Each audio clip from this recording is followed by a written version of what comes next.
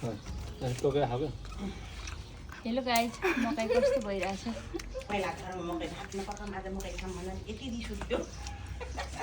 त्यो त मकै जस्तै छ है तिमीले फेरि के देखाउ न मकै यो देखाउ चाहिँ मकै जस्तै हो तर मकै देखाउ के खाँदा खाँदा भेन लगाइसक्यो गाइजहरू सानीले त अझै खाइछ नि नित्ति पनि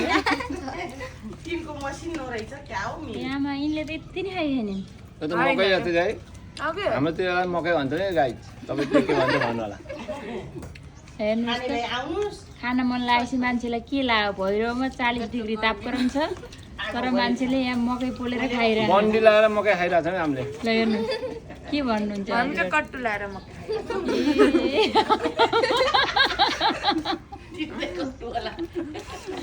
त कट्टुवाली मकै कस्तो छ